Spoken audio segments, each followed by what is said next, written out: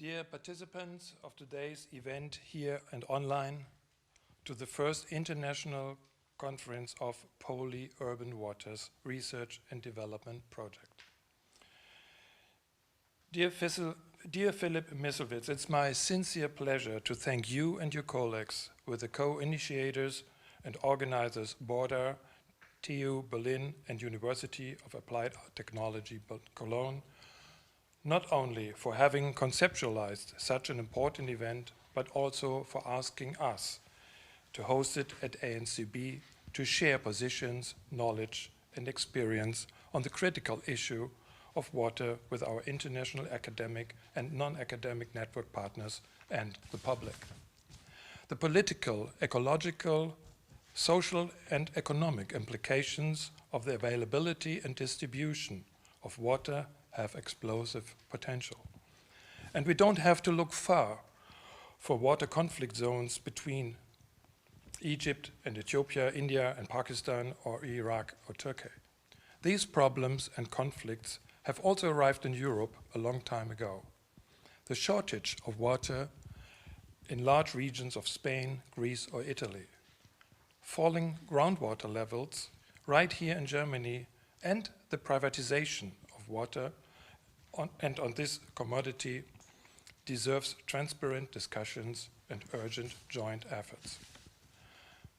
The Metropolitan Laboratory is not a research institution, but an inquiry platform and public communicator of all relevant issues on shared living space and the built environment. It was exactly 10 years ago when we selected, through a public call, showed 30 encouraging projects on water from 10 countries from the Asia-Pacific region. Water, Curse or Blessing was the title of the exhibition, which was also communicated by a conference. We are very glad this subject finds its continuity with this event. Water. There should be enough for all, and it's up to the large list of great speakers here of this conference today to share ideas and concepts tackling this global challenge. Thank you.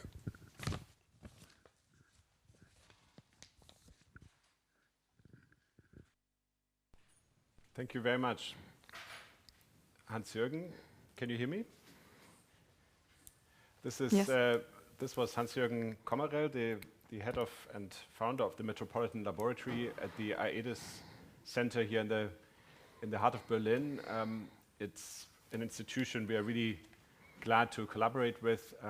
They have for decades set very important debates around architecture and urban planning in Germany and beyond. So thank you, Hans-Jürgen, and thank you for hosting us today.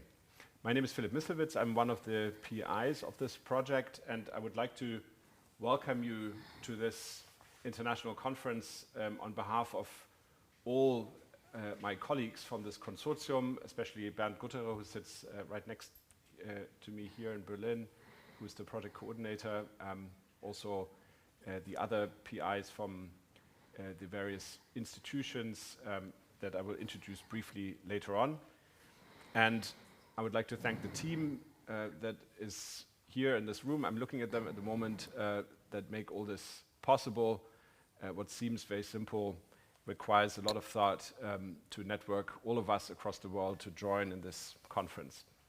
And I would like to thank the Ministry of Education, Research and Education in Germany, BMBF, and the DLR, who made this project and also this conference possible, and some of the representatives are also joining us today. I have 10 minutes to set the scene and to introduce you a little bit what PolyUrbanWaters is all about. And I would like to follow from Hans-Jürgen's introduction and introduce you a little bit to what motivates us to come together, what motivated us to have this conference as the first gathering and the first sort of global discussion on polycentric approaches to urban water management. Now, I have to check here with the technical team. Can I forward to the first slide, please? Yes.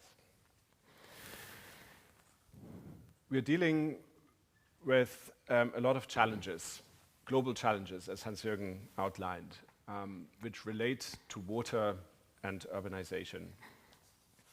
On the one hand, we have unprecedented and accelerating rates of urbanization, particularly in the Southeast Asian region, that together with Sub-Saharan Africa is, as far as we can measure, urbanizing at the fastest rates. And as much as this urbanization brings opportunities to people, brings access to infrastructure, to education, increases the options and often increases quality of life. As much as there are positive aspects to this urbanization, as much as there are also challenges and worrying aspects, and water, the lens of water is a very good lens to understand those challenges. Growing cities heavily impact their surrounding environments and especially exert heavy pressure on water resources within and in the proximity of cities. Intensified agriculture, domestic waste, and industrial activities pollute water bodies. Increasing water demand typically leads to an unsustainable depletion of remaining unpolluted water sources. Additionally, in rapidly urbanizing areas, many cities struggle to provide services and infrastructural needs such as piped water and sanitation, thus adding pressure on publicly accessible water sources. To maintain the expected growth of cities while simultaneously increasing living standards, the question arises how to prepare for this increasing and ongoing urbanization, how to steer this transitioning process that many cities in the Southeast Asian region are finding themselves in towards more resilient and sustainable futures. And this is, as much as it presents us with urgent challenges, is of course now a major opportunity also to test new approaches to avoid mistakes that we know have been made in other regions, and at this early moment come together and discuss what needs to be done. Of course, the Sustainable Development Solutions provide some guiding framework, but we see ourselves as part of a global discussion which deals with the thorny question how to implement and operationalize this sustainability framework that the global community signed up to. How to really localize these universal framework towards sustainability, how to ground it and embed it in specific local situations. And of course, we are particularly interested here in the Sustainable Development Goal 11, which deals with sustainable cities and communities, and the Sustainable Development Goal Clean Water and Sanitation. But we all know that the other goals cannot be ignored, and what we really need is an integrated kind of thinking, how to create synergies and co-benefits between goals and, most of all, grounded solutions. And in this process of localizing SDGs, we of course also bring in other concepts that have been developed in this vibrant global discussion on how to implement more sustainable solutions. And one of these concepts is water-sensitive planning. The logic of this concept is to argue that integrated water management can no longer be thought as a separate technical effort, and it has to be brought in connection with planning and many other disciplines in order to find integrated solutions.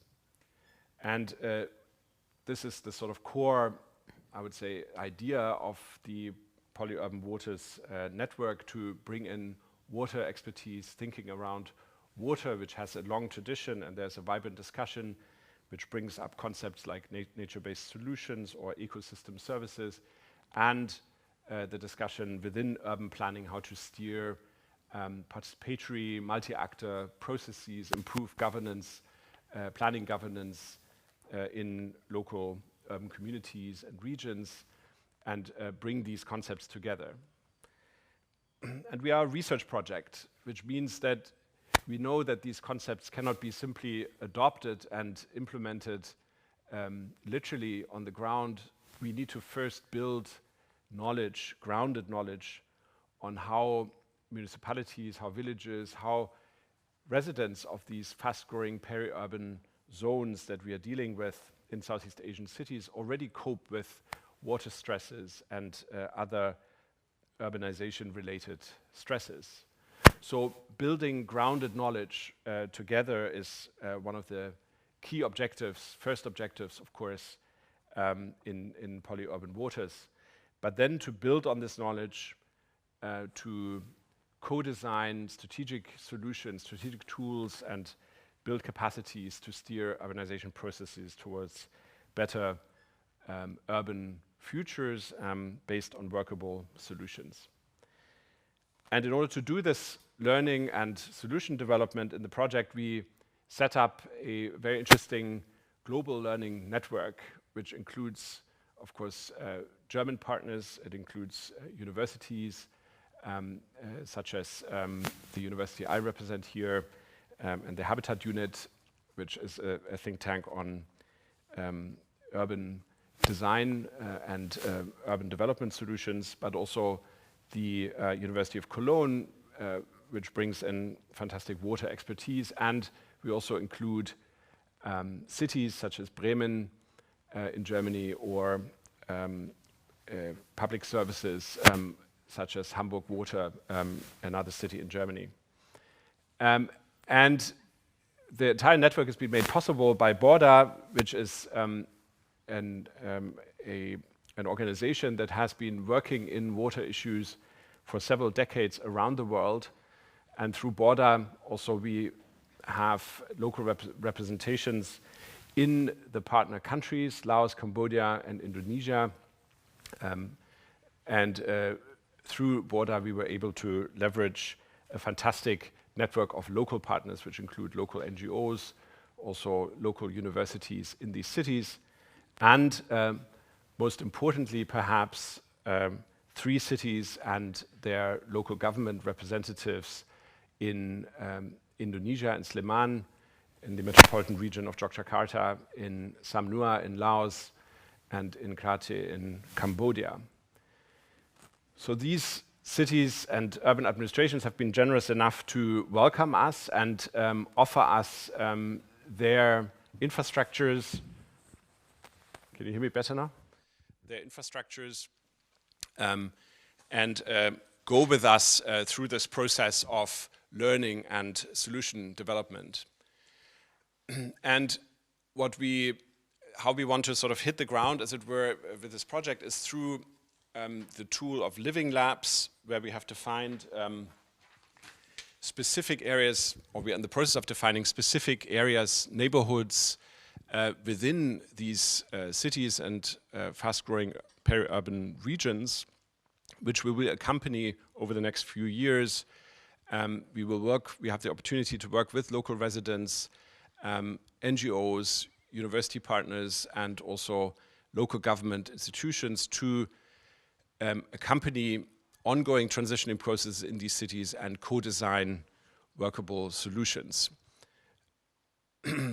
And the specific areas where we want to develop knowledge and solutions about are here maybe listed in more detail. We will be thinking about developing tools and methods to assess and monitor urban water resources.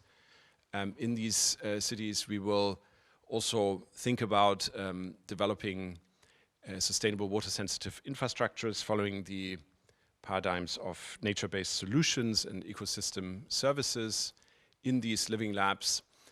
But then we will also think about participatory approaches to bring in multiple stakeholders, from local residents, local NGOs, to government levels, because we really feel that solutions need to be based on the integration of the different expertise, the different knowledge, and the different expectations also that these different stakeholders bring together. And often, although there are fantastic traditions in all these countries that we are working with, we realize that we need new approaches to participation beyond bureaucratized or formal participation. And finally, we feel one of the key challenges for municipalities across the world is to build the capacity towards more future-oriented thinking and planning. We call this future-oriented planning towards SDGs. We feel that here our growing awareness of a planetary crisis and the global need to build solutions towards sustainability allows us maybe to escape these daily routines or short-term planning cycles, which are often reactive, and work with techniques such as scenario building for local neighborhoods, but also for cities and city regions to understand better what our options are and how we can then develop a step-by-step approach to reach better and livable urban futures.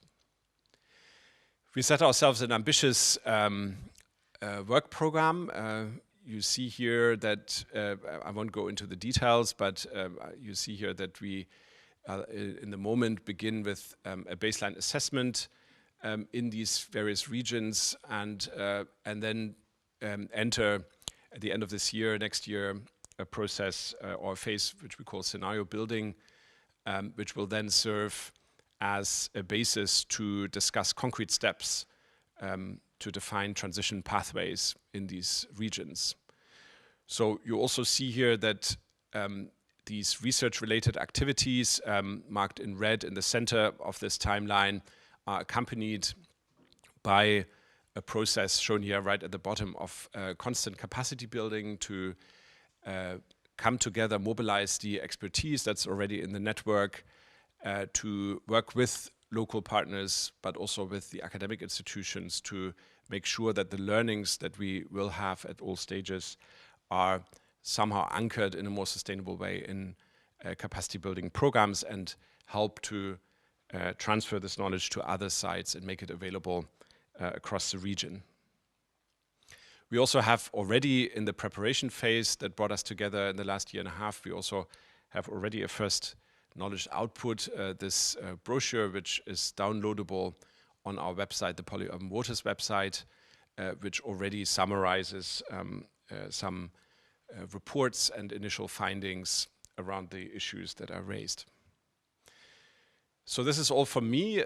I'm really looking forward to a fantastic discussion. I'm really happy that we have such broad participation from the cities, from the network partners, but also we have fantastic guests, and I would like to hand over now to David Dietz, who will moderate the first session, and he will also give an overview of the structure of the day.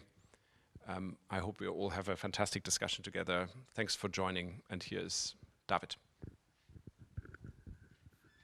Thank you very much, Philipp, and thank you very much, Mr. Commerell, for opening the session, for welcoming our guests, and for setting the thematic ground for today's discussion and the presentation that we are expecting. Also from my side, my name is David. I'm moderating the session. From my side, a very warm welcome to our participants, speakers. I would like to welcome in particular our national and local government representatives from Cambodia, Indonesia, and Laos. We have them set up in conference rooms around the world, well, in the 3 countries. We have participants from Australia, from the United States. We have several participants from civil society organizations in Southeast Asia. We have participants from Thailand and Vietnam. So a very warm welcome to all of you. I also would like to welcome all listeners on the live stream on YouTube. We are very happy that you could make it. We will transfer all questions that are set in the comment sections of the YouTube channel to our chat here, and I will raise them then later in the discussion so you can be heard. Before I go into the introduction of the session or the different inputs and the speakers, I'd quite shortly like to raise a few points on the formalities. So please keep muting your microphone for all participants unless you're speaking, obviously. During the roundtable discussion or panel discussion later, I would like you to turn off your video as well. And if you mention a question or raise a comment in the chat, please name your full name and your institution. That would be great, so we can reflect that accordingly. Additionally, please select on the lower right in your Zoom window the language that you like to choose. So we have live translation for Bahasa Indonesia, for Khmer language. This can be selected on the button for interpretation. If you want to listen to English, please select also the English language. You should not be in the off channel. So much for this. So I would like to give a few remarks on the speakers that we are hearing today, and the sessions or the inputs and the presentations that we are going to hear. So we're going to start with Professor Renee Chow, who's a professor for architecture and urban design at the University of California in Berkeley. She serves as the chair at the Department of Architecture, and she sees as the key challenges for the 21st centuries. They are around water scarcity, resource reduction, and reduction of sustainable places. And her particular call is that this requires for really locally rooted solutions. We are welcoming Professor Chow sincerely, and we are very excited to hear your presentation. Next will be Miss Linnea Fölster. She's working for Hamburg Wasser or Hamburg Water, which is the water utility and water company for the city of Hamburg. She's been working there for about 20 years and is dealing as a senior expert for strategic infrastructure coordination. She's also been involved in various projects around the world in the field of wastewater management and institutional and organizational development around wastewater and water utilities. So we are welcoming Linnea Fölster and are very excited to hear her input. Her session will be joined and is a shared session or input from Mr. Frank Fladerer, who's the Regional Director of the Border Southeast Asia Program. Frank Fladerer has been living and working in Southeast Asia for the last 25 years and has been working in the field of wastewater management and sanitation solutions in general. His academic background is as a civil engineer with a special focus on wastewater management. He's been incremental in developing and piloting, but especially mainstreaming decentralized wastewater management systems and solutions, especially across Indonesia, but also in Southeast Asia and Southeast Asian countries. Next will be Mr. Tony Wong. Tony Wong is formerly the Chief Executive of the Cooperative Research Center for Water Sensitive Cities in Australia, and currently is running its think tank. He pioneered the water sensitive cities approach and has led a large number of award-winning projects that are based around the adaptation of nature-based solutions for urban water management. So it's right at the topic, right at the heart of our topic, looking at integrated approaches and polycentric approaches for urban water management. We are very excited to have you with us, Tony, and we are excited and looking forward to your input and presentation. Last but not least, I'd like to welcome Mr. Barry Beagen. Barry Beagen is the former director of Kota Kita. He's an architecture and urban designer. He had a strong focus on building sustainable urban infrastructure projects and focusing climate change resilience. And his projects are largely in Indonesia through Kota Kita. His academic background is in environmental engineering and architecture, and he holds a master from the MIT in architecture. He developed methodologies to mainstream community-based participatory design approaches and managed a lot of multi-stakeholder co-development processes in multiple cities. So he has really a lot of practical experience in managing and guiding and coordinating with various stakeholders, with practitioners, especially in local governments in Indonesia, and bringing them to this process of sustainable urban development, again, with a focus on water as well. So very excited to have you with us, Barry, and looking forward to your presentation and input later. Shortly to say the sessions, Professor Renee Chong will open right now with the keynote lecture, and she will be talking about water challenges in urban centers and the need for strategic tools around this topic. So I would like to give the floor to Ms. Professor Renee Chow, sorry, my mistake, and welcome you kindly to start your presentation and to provide your input. The floor is yours. Thank you so much for the invitation. I'm going to share my screen right now.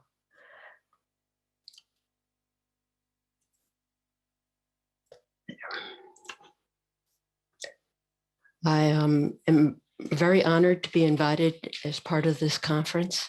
I will confess that it's now 12:30 in the morning, so please bear with me.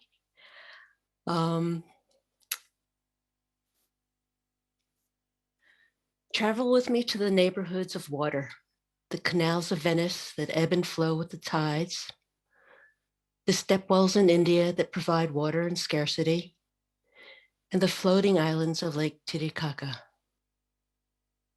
For centuries, our cities and buildings were formed with water. There was an awareness of its passage and its passive use. There was also an awareness of water as danger. And while there were and still are designers that are working with that awareness of how to live with water, if we travel to most of our new cities, here are 3 neighborhoods in 3 different cities, all built in the last century, we have to ask, why do all these cities look so much alike? And what has happened to the water? The history of cities is inexorably tied to the history of managing water. I'm honored to frame today's lineup of incredible presentations by reminding us that we cannot decouple water from the form and quality of living in our neighborhoods and cities. There is much to consider, both qualitative and quantitative, policy and economics, but we cannot assess this information without understanding cities. The history of health and living in closer proximity is tied to organizing water. During the early 19th century, the global health crisis was cholera, carried by contaminated water. In London, this led to the development of a new sewerage system. And in Paris, the revolution of the sewer system led to the grand boulevards and public spaces on top of them.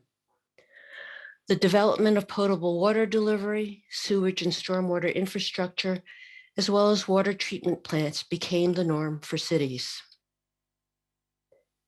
As cities developed, they depended on these centralized water infrastructures. And for many decades, at least in first world nations, water supply and disposal are taken for granted. 20th century cities are elaborations on 19th century thinking about how to manage water. We have made our aqueducts and sewers bigger, more efficient, with better wastewater treatment.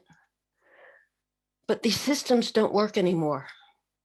Despite construction of the West Drainage Tunnel, a Hong Kong water engineer recently said, yes, we are going to have to learn to live with flooding. As our cities have grown denser, they've grown increasingly impervious, and climate degradation exacerbates the precipitation volatility. The 21st century needs new ideas as our current approaches are insufficient for today's challenges. Our relationship to basic needs is changing. As the earth warms, we see the water challenges that face us. Heat stress creates water stress and droughts, and that decreases supplies of potable water and increases famine. Drought leads to wildfires that create enormous amounts of pollution. Increased rainfall creates flooding, and hurricanes and typhoons reveal that our sewer and other systems are insufficient. And sea level rise threatens our coastal cities. According to the World Health Organization, water scarcity already affects 4 out of every 10 people in the world, and 90% of all natural disasters are water related. From my perspective as an urban and architectural designer, I was asked to speak about strategies for development within these challenges. But there is one other challenge that Philip was referring to. While water is a global challenge, all development strategies will be local to a region and to a city. Water strategies at the peri-urban edge of a city will differ from the middle of the same city and even from neighborhood to neighborhood. Approaches must be local, based on regional watersheds, macro and microclimates, geology, geography, economics, and cultural patterns of settlement. With water, there is no universal solution, and perhaps this is the greatest challenge when we want to fix our problems quickly. While we can develop best practices, they need to be translated from place to place. Again, from the perspective of a designer, I'd like to propose 3 frameworks to guide local strategies. First, we need to work with, not against, the regional watershed as we undergird every development. Second, we must develop new habits of thinking around how to slow water. And third, in urban development, we must protect the value of the ground. Let me expand a little bit on each. Every city, district, and building must be constructed to protect its regional watershed, preferably through passive water management. The watershed is a living system, and we need to not only work with it, we need to expand its capacity to absorb, to filter, and to improve water quality, to increase carbon storage, and to provide resilience against flooding. This is the famous map of Harold Fiske that traces the Mississippi River and the engineered changes that were made over time to the river's flow in tributary areas. Done in the name of preventing floods, we now know of the long-term damagement to the environment. Instead, all new development, whether small or large, peri-urban or urban, must work with our watersheds. Particularly in the peri-urban areas that are the focus of this symposium, we can learn from passive agricultural systems that have worked for centuries to distribute water and to slow water.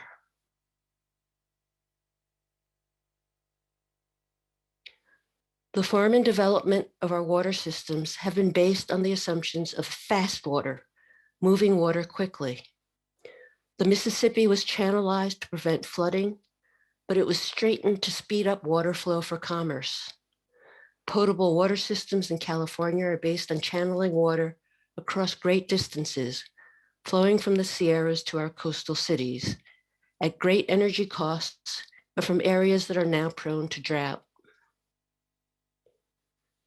In architecture and building design, we understand that water is not a friend of buildings, and so we form our environments to shed water as quickly as possible, off buildings, into stormwater drains, and into our bays. In our quest to move water quickly, we exacerbate stormwater flooding and potable water waste. In slowing water, we have to think about every surface that rainwater meets. Here, architecture plays a role. In this image of Pudong, the ground is just a car and water channel. It's as if we've forgotten that the ground level should be the connector where we meet, socialize, and walk. It holds the public life of every city. Thus, with regard to water, we have to think about the ground as thick, holding water below ground, at grade, and above ground. And again, here, architecture plays a critical role in not only slowing and treating water, but in serving to increase the capacity of the watershed. This is an example of a retrofitting the supply and stormwater systems in the Bay Area through building. The rainwaters are stored and filtered in a podium level, a new ground. During arid summers, gray water from housing supplies an urban farm that sits upon this new ground. And just a quick example, in New York City by Louis Turamaki Lewis Architects, this thickening of the urban ground increases the capacity of the watershed. To illustrate these three frameworks, I'd like to present a case study of a proposal for a new development in a big landscape at the edge of a megacity, as again, seen through the lens of these three frameworks. Zhujiajiao is one of a number of villages that is upstream from Shanghai, all in the lower reaches of the Yangtze River Delta. It's a beautiful agrarian landscape with an irrigation system that's called Melons on a Vine. It was established during the Ming Dynasty some 700 years ago, and it's an in-system water storage with large numbers of small and medium reservoirs and ponds, therefore the melons, which are then linked to the main canal system, the vines. The aggregate amount of storage for the system is large and with good overall agricultural performance, even though maintenance is not always performed. Here you can see the canals and the levees that radiate from the waterways and some of the small villages that have grown up along and characterize a way of living in this landscape. Today, the system is challenged by impervious development models found throughout the world. But very often, vernacular forms of settlement have the needs of the watershed embedded in their development. And we wanted to learn how the local ways of living interact with the regional water flows. In our field observations, it became clear that the traditional courtyard dwellings that are found throughout China were adapted to prioritize water. The structural walls radiate from the water like levees and dikes, allowing surface water to flow to the canals. Public access paralleled the main waterways and residential access moved to and from. Unlike contemporary ways of building monuments side by side on the main roads, here the important buildings shown in red are embedded deep in the urban fabric. These are the schematized system that I just described that were the starting point for a contemporary development that maintains the passive irrigation system. In the new fabric, the structural party walls continue to be built as levees, and rainwater from buildings are shed to one side of the polder in conjunction with the residential access and open space. The pedestrian access systems are almost identical to the organization in the vernacular pattern, with the exception that we enlarged the dimensions to accommodate new ways of living. Sunlight had to be reorganized from the checkerboard pattern of the 1 to 2 story fabric in order to meet the Chinese daylight code. The new element introduced into the section of the urban fabric on the far right is an elevated walkway that provides water storage and filtration with servicing and parking infrastructure at the ground level and an elevated park and walkway above. The melons on vines are extended through the new development with stormwater slowed by distribution and treatment in the alleyways. The new plinth is a canal that allows the ground level water to flow underneath uninterrupted, and the new upper level adds storm and gray water capacity.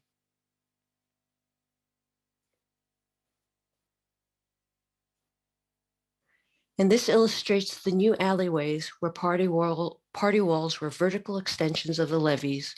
Water flows can be slowed and treated. As we consider how to live with water, it will be an interdisciplinary effort to think about the future. The challenges we face are complex, interwoven with the disruption of other urban systems such as energy and transport. We cannot solve any one system in isolation of the other. This is a time of opportunity to describe what is good urbanism. How do we live well? And how will water be part of the conversation? Thank you. Thank you very, very much, Professor Renee Chow. I think many people clap their hands virtually. Yeah, very inspiring, very really interesting and great.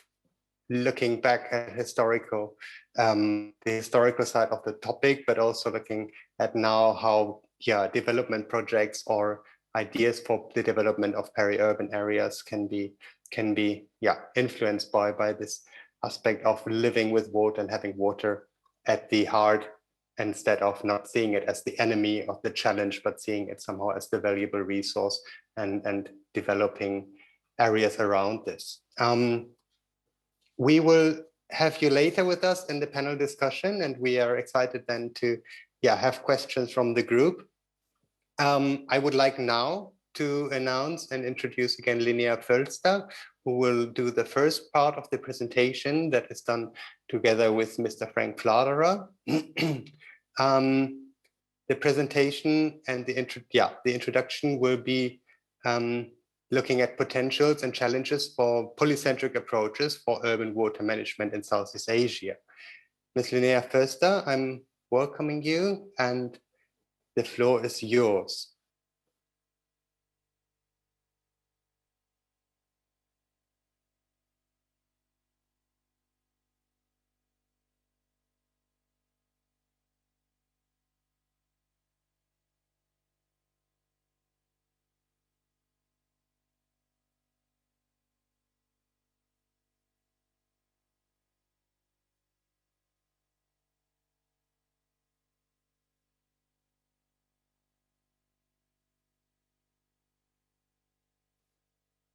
We cannot hear you yet. Maybe your microphone is... Oh, sorry. Now it's working. Excellent.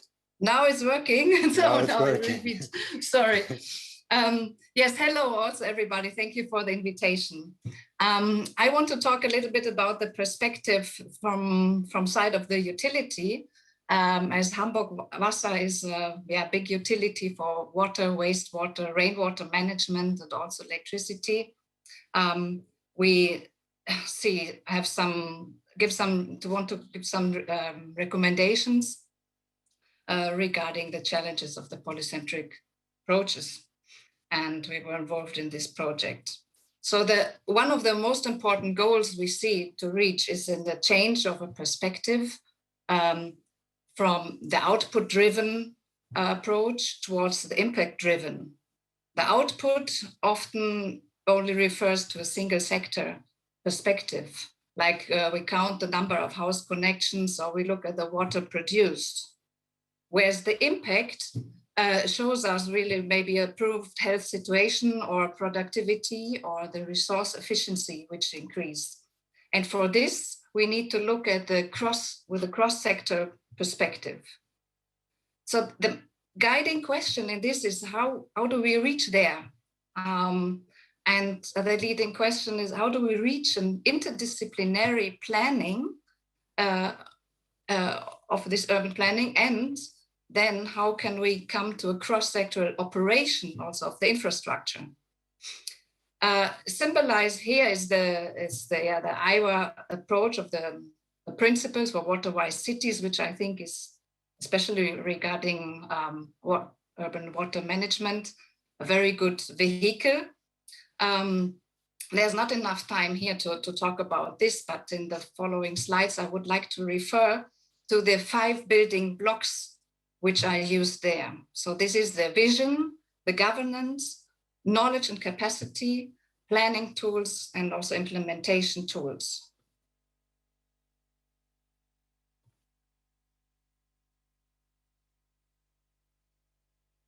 So starting with the first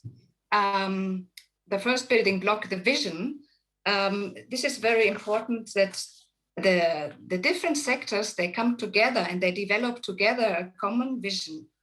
So the municipality together with its departments and stakeholders sit together and they think like, how should our city look like in 5 years or in 20 years or in 50 years? And then develop several visions which they want to reach. And out of these visions, we can come to guidelines, which is the help also for all stakeholders.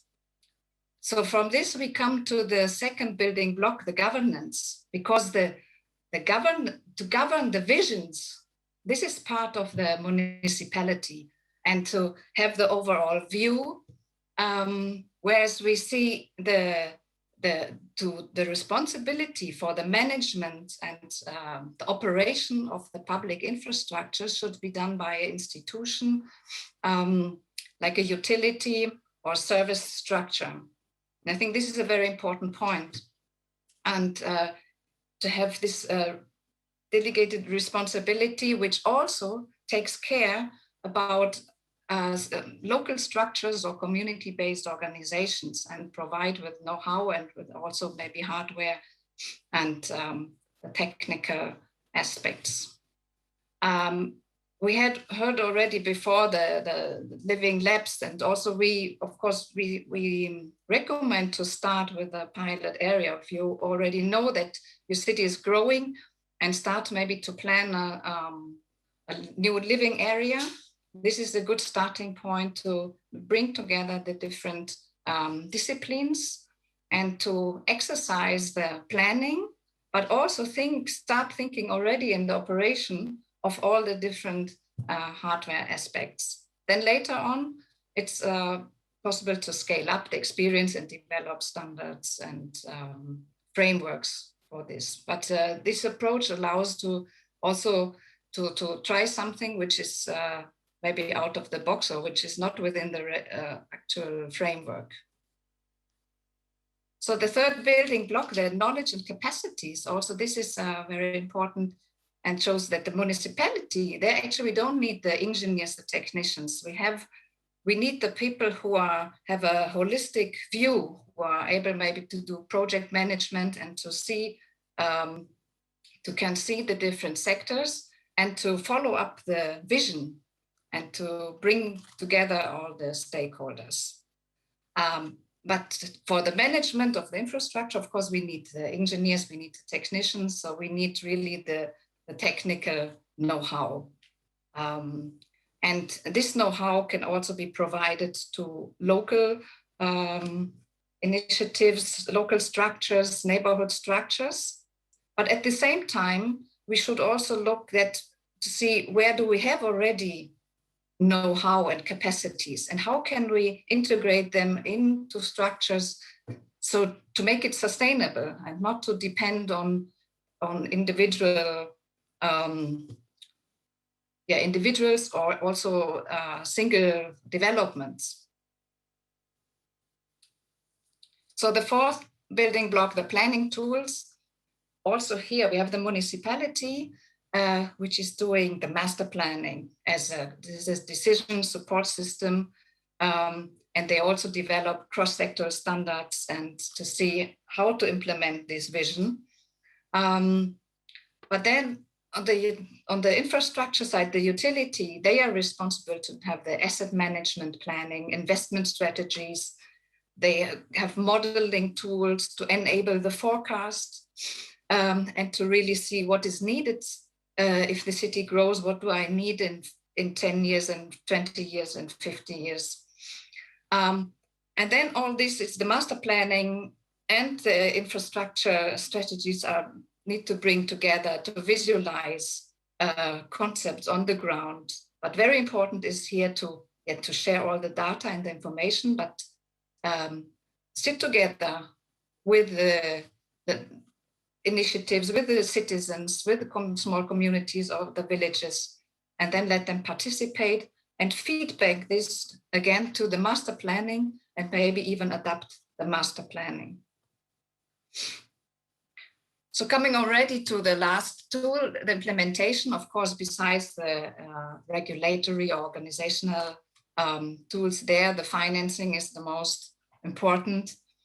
The municipality in general is financed by taxes, where also here the cross-sector view allows also budgeting, maybe cross-sectoral, that I see I will not only invest in one part if I have an impact, and also which gives me some more flexibility in other sectors.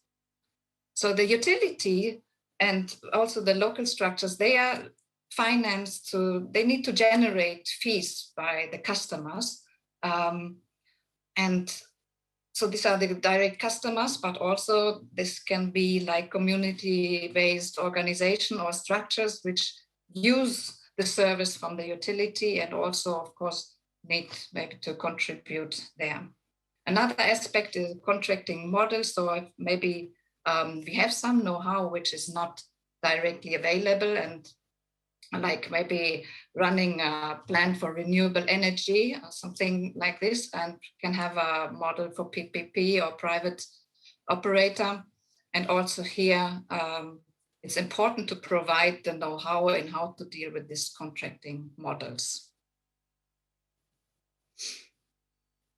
To summarize in this aspect, I want to bring an example from Hamburg, an example of district development. So we have here the municipality with its different sectors. Regarding this, the urban planning has the head, and we have a vision or several visions in Hamburg, besides new mobility and renewable energies. And this one is to, of course, to grow and to give housing to a lot of new people. So the resulting plan was to construct 10,000 houses every year.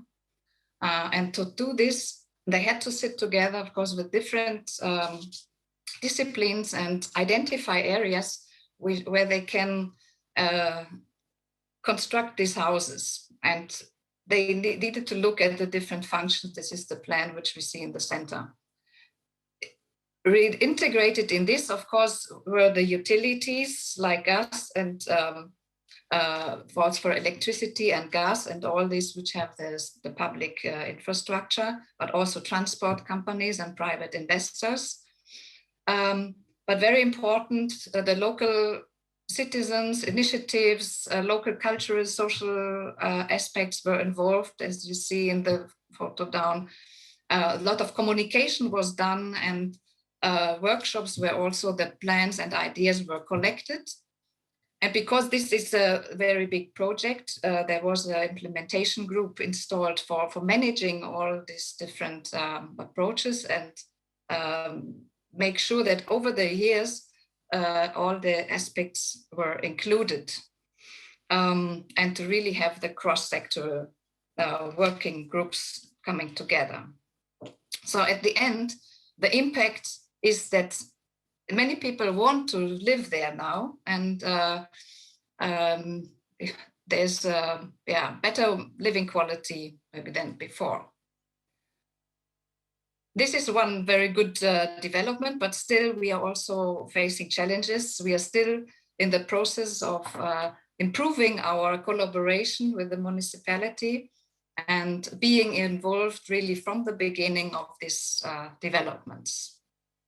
Yes, this was one aspect or several aspects from us from the utility, and I thank you very much here. Many thanks, Ms. Linnea Fölster. Very inspiring, very interesting to have this practical side to see really the stepwise approach on how to realize the vision of a sustainable urban development, to improve or to increase the living ground for inhabitants, to have to also obviously have the strong aspect of living with water in Hamburg, especially. So many thanks for that. With no further ado, I would directly hand over to Mr. Frank Fladerer, who shares this input session and is ready with his presentation. Frank, the floor is yours.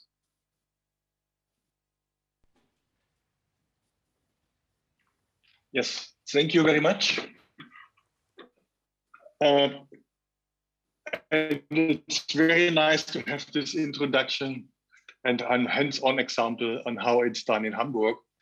And thank you very much for the invitation that I can share a little bit on how we face the situation here in Southeast Asia, especially in the countries where we work, Indonesia, Laos, Cambodia, Vietnam, and Philippines. And we have worked here for many, many years, and we learned after this many time, we try to apply something that we really have to start with a very simple beginning. And I want to show on the first slide All the slides I will show lessons learned. And the first one is that we have to start with existing capacities at all the stakeholders. So we have to look where everyone is. The city can do what can be financed, what are the capacities. And then we start with small implementation. We are facilitating the process, also going to bring up together some fundings. In the next step, we can go into a more complex structure where we say, okay, maybe there goes an integrated approach, intersectoral approach for sanitation, together with solid waste, with education, etc. And also this already touches regulations, capacity building, and other things. And in the next step, it goes further. We go to the national level policy, also local government policy level, where we can directly also work on the policies and on the regulations. And all this goes hand in hand all the time. What I see very often, these cooperation projects, they start on a very high level, and until something triggers down to the implementation, the whole thing already ended up in not much of a success. So this process really has to start with the simplicity and can be developed in more complex processes. And of course, then all these international agendas, SDGs, water-wise cities can be linked to that. So number one, we have to go as simple as possible and then go into this multi-level approach with all the stakeholders until also we reach higher levels in the administration. Number two, funding.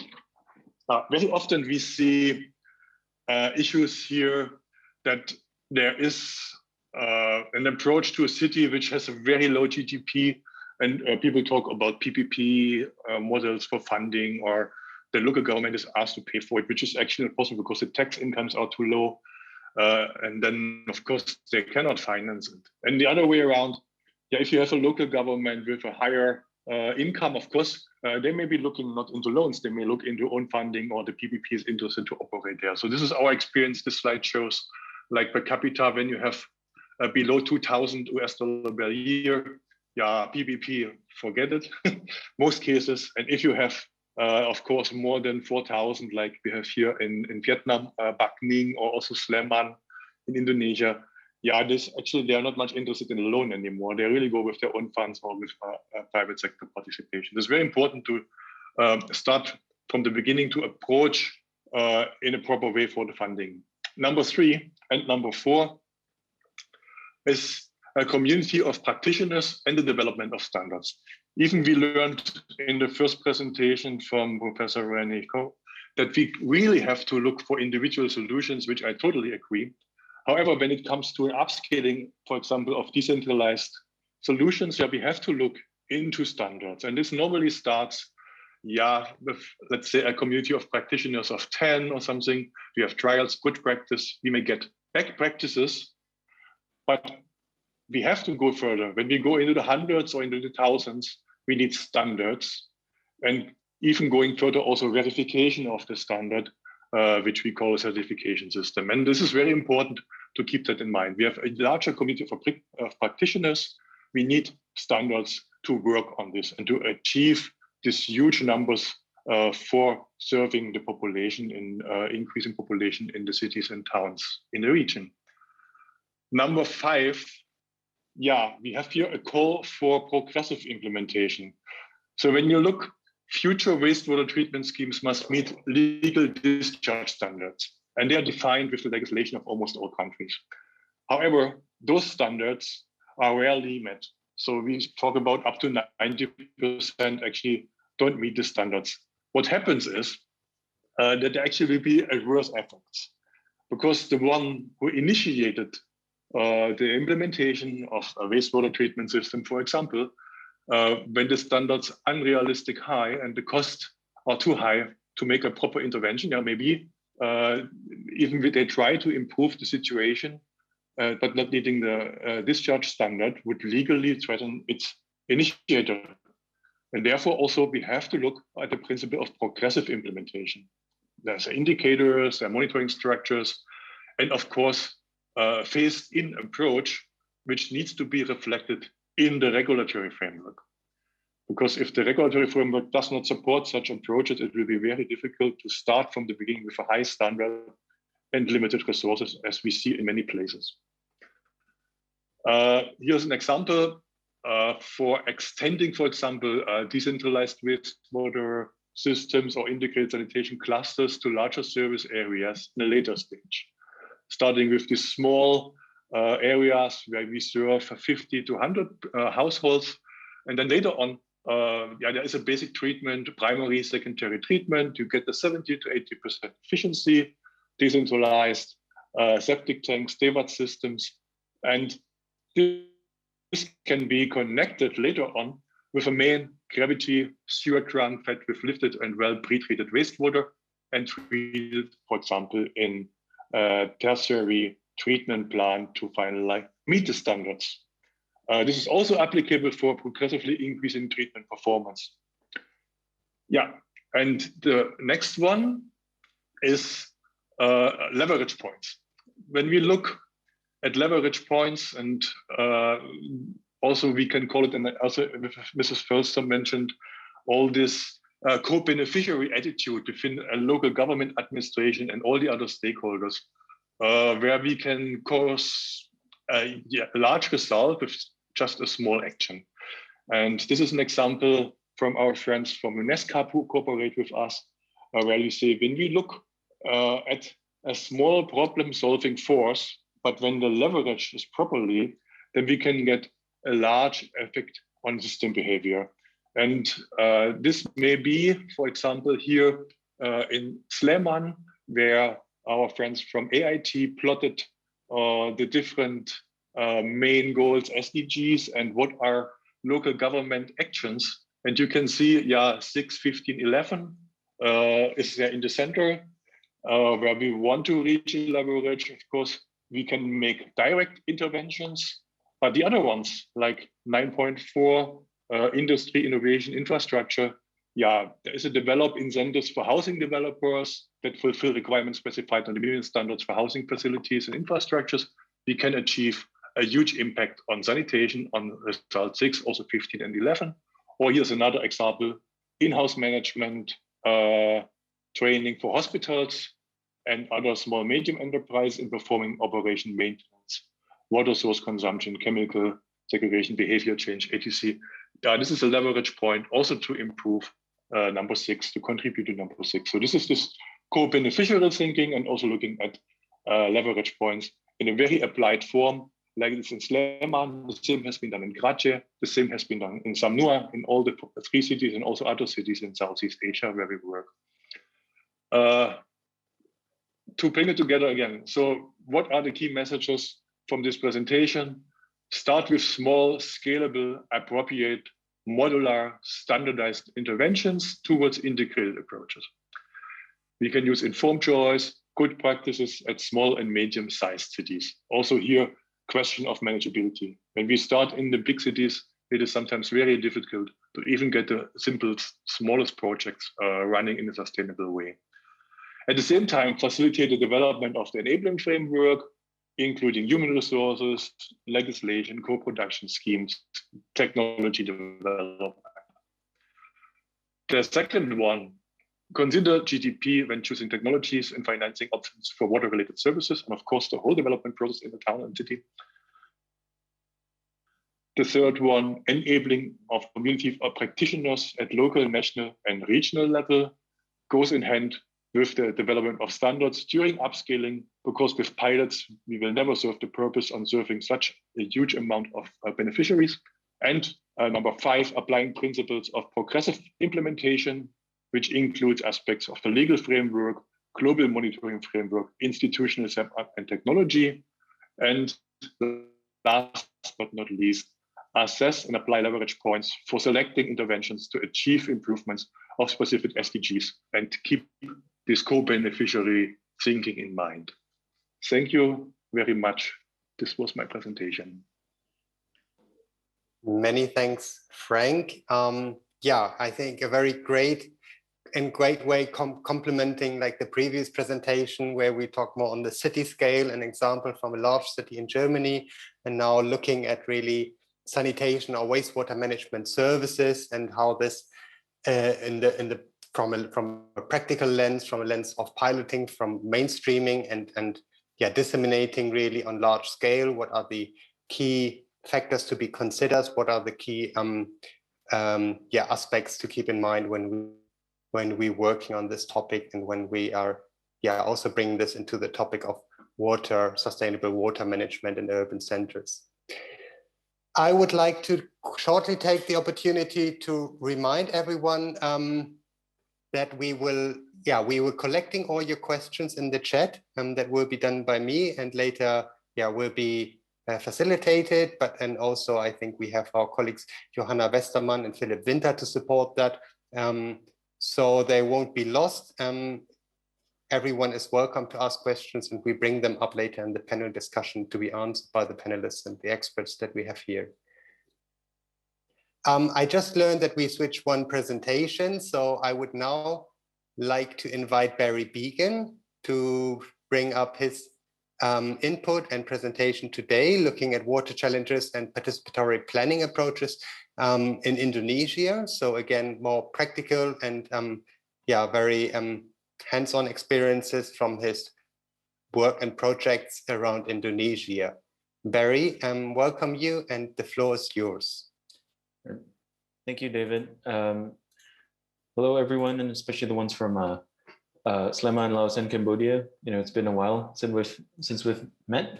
So I don't know if everybody could see my screen. So I guess very well. Today, yeah. Thank you. So I'll speak very quickly about water challenges and participatory planning approaches in Indonesia. So I don't want to go too deep into the challenges because there are many, but I think it's better for us to look towards the solution. So why a kind of ground up approach for this is important, because Indonesia as a country is home to many coastal cities, and it's under threat from climate change, urban growth, and a host of other institutional challenges, right? So there's a map of the extent of meteorological disaster in Indonesia, and it's spread across all our cities. And I think, knowledge gap on climate change, water, and how it impacts the city's future is sort of prevalent. And I think in many ways, we have under-resourced cities that are highly dependent on national government, and this leads to a lot of top-down planning and very little participation from the local government, especially with impacted communities. There's an example of a flood control project that ends up resulting in a lot of relocation, and this is because the land acquisition cost was so high, the project is actually stalled. And across the coast of northern coast of Java, communities experience the impact of climate change, but they're not yet empowered to address the larger phenomena. These are images of sinking coastal places, like the homes are the land, due to land subsidence, the homes are sinking much faster than the sea level is rising. And this is also a result of water scarcity, and there's sort of groundwater extraction amongst industries and residential areas themselves. And this results in sort of massive land subsidence across the coastal cities. So I guess for this particular set of tools that I want to suggest, I think we're learning from a number of projects across different cities in Indonesia. And this is sort of a quick sum up, how we could build resilience and water security from the ground up. I think one of the first things, we need data, right? And I think in a lot of developing countries, we lack fine-grained data, and particular impact on climate change on our neighborhoods and communities. And I think in our practice, I think we have developed methods of sort of working with communities to collect data and understanding the more sort of detailed issues around climate hazards and how it can impact the future. And I think setting up this kind of methodology can address a lot of data gaps and at the same time, promote knowledge sharing and awareness raising to communities that are involved. I think we can leverage grassroots networks, sort of youth groups and community leaders and even women's groups. And we also promote digital tools to spatialize and streamline data collection. And second, we want to co-design with local government and communities. And I think this is also a very important process where there's a lot of exchange and trying to get everybody to own sort of the issues and also the solutions together. I think we develop many different tools, whether we approach the communities and or even providing different case studies and getting everybody on the same table is sort of one of the key method in order to build vision, which, this leads to the next thing, which is about building coalition and advocacy at all levels, right? And I think it's very important in the city where, top-down projects tend to be driven by national government and sort of consultants. And, I think advocacy at all levels, from the community all the way to the leaders, is really important to create a kind of buy-in and ideas from the ground up. I think in some of our projects, I think we try to engage as many stakeholders as possible and try to, build a coalition around an idea, right? And I think you kind of need to run around and sort of make sure everybody is on the same table. And then we start exploring opportunities for other actors to participate. I think in our work, I think we never underestimate the power of civil society and community groups. And in Indonesia, we're quite fortunate that a lot of our neighborhoods have a very strong social bond and social capital. They like working together, and I think there are many number of projects that are implemented through because of the fact that they're able to, the community is able to work together, and actually they could implement a lot of decentralized systems around water. This is an example of a sort of decentralized wastewater septic tank that has been built together by the community. And, so we try to leverage this sort of background to, we develop a kind of a guideline for resilient kampung. So kampung is sort of a village unit, whether it's in urban or rural areas, and start looking at small scale systems and how this could actually be operationalized by the neighborhood, right? So instead of focusing on sort of these top down large scale projects, I think it's also important that these become sort of part of the toolkit of how you build a better city. Fifth is about raising awareness through information. And I think, I think we all know how to use propaganda. So I think we should also use the same tools to actually how we, develop easy to digest materials and information so that we could, promote and campaign sort of around issues and even create an understanding around spatial data and the assets and the gaps of the community. And then with all this, we can start focusing on a vision.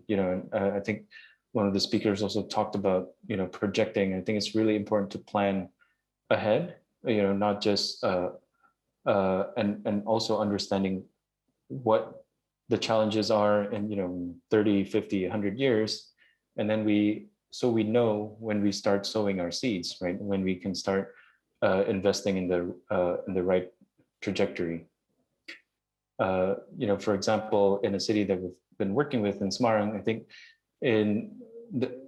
within 20 years, I think we want to start talking about where they want to get to first. I think they're heritage districts, high capacity industry and restored ecology, etc.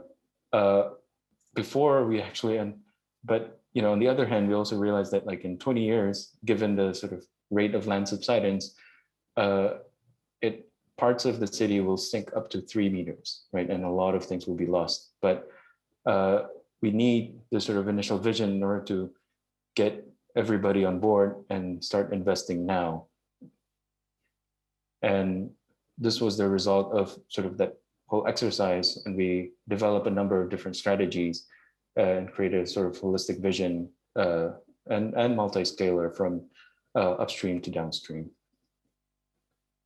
I think we also want to promote a kind of design approach to promote integration and exploration of scenarios. I think it's important that there's no single silver bullet. There's no single solution around issues. So it's really important to work together and sort of try to integrate.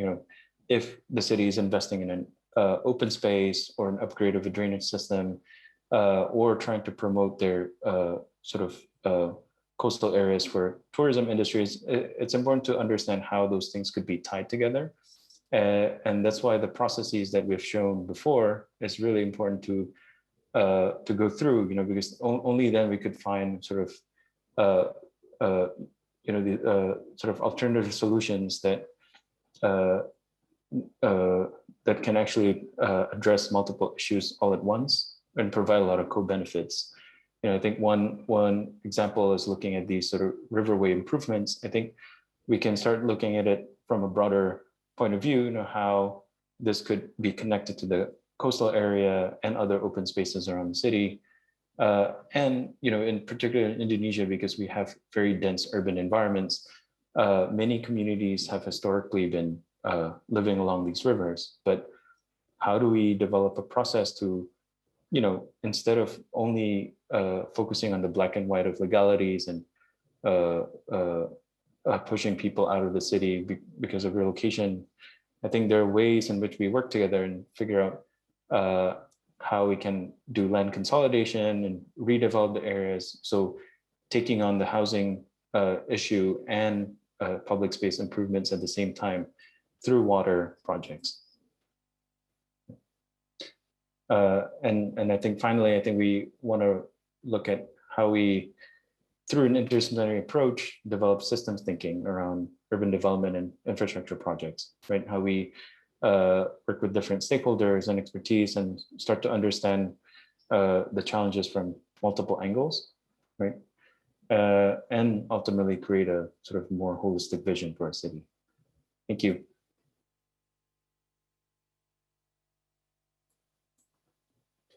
Many thanks, Barry. Yeah, great to see you as well. It's been a while. Hope you are well. Thank you so much for your input, for the presentation. I think, yeah, very inspiring to get this ground reality and yeah, to understand your message, the importance of this, like really, yeah, this diversity of stakeholders, to realize that, to engage them in the planning phases. Also, you address the aspects of co-benefits, like we heard before, how important that is, and to visualize and to communicate that to various stakeholders. I think, yeah, very, very nice and very nice, complementing previous presentations and inputs. I'd now like to announce and introduce again Mr. Professor Tony Wong. Tony Wong, I heard you are with us now. I'm very happy that you are. I have introduced you earlier a bit more in detail already. I hope that is okay, that I would hand over straight to you to bring your presentation, Planning Water Sensitive Cities. The floor is yours. Thank you very much. And I apologize for getting to this late. It was unfortunately an issue I needed to address. Now I am sharing my screen, is that correct? Is it okay? Yes, that is fine. It could be, could you? Okay. Yeah, perfect, now it's working. I'd just like to run through very quickly some of the projects that we have, and hopefully am able to contribute to some discussions on the project. I'll start very quickly in terms of giving you a very brief introduction of our center. Our CRC for Water Sensitive City is an Australian government initiative primarily to look at improving the cities in Australia. But so much of our research have led us to think about adapting some of our knowledge and our tools and our thinking initially into other first world country. But over the last 4 years, we have really adapted a lot of our thinking into developing context and are now working in a number of projects looking at revitalizing urban slums in many developing countries. I think I'm going to go through this very quickly. The focus of a lot of our research group is very much on promoting interdisciplinary research. I'm an engineer by training, but I work with landscape architects, planners, social scientists, behavioral scientists, economists, landscape architect, climatologists, and all that to really address the fact that cities are melting pots of many issues, and that we cannot really isolate an issue and try and solve that without really understanding the interplay and the dynamics, the social and technical dynamics that occurs in the city. And so this is really where a lot of our work's been done. A lot of our projects been driven by 3 key principles of what a water-sensitive city is. First, of course, is the principle that our cities are in fact water supply catchment, and that we can actually look at opportunities to harness the diversity of water sources that could be delivered from both a centralized and decentralized hybrid system and deliver for fit for purpose use, and that it is not necessary to be delivering drinking water to be used for everything. And immediately from that concept, you will see that we start to think of our city as actually a microcosm of circular economies, local circular economies, as far as water management is concerned. And that the cascade of water, from drinking water to reuse of water for toilet flushing, for landscape irrigation, for horticultural productivity, and so on, it really is to try and think of our city as much as possible as a water supply catchment. It immediately influences our planning decision as well, because if our cities and the stormwater runoff that generates from our cities are in fact a resource, we will think quite differently about the way we manage the quality of our cities and environmental management. Second principle is the principle that our cities provide ecosystem services. We can embed that, and I'll talk a little bit more about that. And the third one is, of course, the social capital in our city at 3 levels. The community, we need to build water literacy amongst our community. Our professionals, we need to provide them with the tools and the skills to innovate. And of course, our government, to encourage them to deliver enabling policies that enable the type of transformation that we need for climate resilience, climate adaptation. I won't go through this very quickly, other than to say that nature-based solutions have been now promoted as a very important component of looking at infrastructure in our cities. And nature-based solution is a combination of nature conservation initiative, nature restoration, rehabilitation, and finally, biomimicry. And it goes a bit like this, that if you are looking at nature-based solutions up in the forest, up in the rural area, it is really about forest conservation, preservation of natural systems like natural wetlands and so on. But as you come closer to the city, you find that our focus is no longer less so on nature conservation, but on restoration and rehabilitation, and how we rehabilitate mangroves, for instance, or how we look at prevention of erosion, and are some of the things that are symptomatic. The area that I work most in is actually in the city, whereby the emphasis on nature-based solution is very much about rehabilitating to a new equilibrium in our waterway, and biomimicry. And a lot of the work I do is really about how do you combine urban landscapes by incorporating nature solutions that biomimic the natural processes that provides the ecosystem services, whether it is in water quality cleansing, harvesting stormwater, influencing microclimate, flood prevention, flood reduction. They are all part of the ecosystem services that we can embed in our city. And really, I want to jump very quickly to how do we translate that concept into a developing world. And I want to talk finally, the last few minutes that I have on some of the work that we are now doing in Indonesia, for instance, in rehabilitating, in strengthening the delivery of essential water and sanitation hygiene services. And I'll start, and this really came from a think tank piece that we discussed that basically say that in an urban environment, in a dense urban environment, the traditional way of delivering wash has not served us well. And it is very simple. It is because the environmental capacity to assimilate the waste that is generated from a dense urban environment is exhausted. And so what you see in a traditional wash approach of sanitation, whether it's septic tank or whatever, you find that the environmental capacity to assimilate that waste is exhausted. And what happens is that it leads to land pollution in the very place where people live. And that has actually caused significant problems in terms of health issue. And the focus on planetary health, the relationship between environmental health and population health is a focus of what we want to do. A clear problem is the oral fecal contamination, how fecal contamination has got into enteritic diseases, causing such things as inability of gastroenteritic function to actually absorb nutrients. And you see the symptoms of that, which is a common cause of stunting in children, for instance. And this is because of the fact of sanitation and of the fact that we could think about a different way of addressing that. And this is the fact that if our environment is polluted, those people that live in those environments will be polluted simply because they live now in a highly polluted environment. Our approach in RISE is really to basically say that the pollution pathway are multiple. It could be caused by flooding and how flooding have washed off pollution. This is pathogens from upstream. It's caused by poor sanitation, septic tanks that are exhausted, septic tanks that are saturated because of flooding, because of high groundwater. It's got to do with the quality of the environment that people live in, bathe in. Sometimes they take the water from.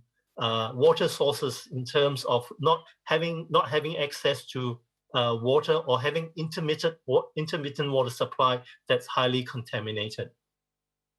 The example I want to show is an example that we have just completed in Makassar.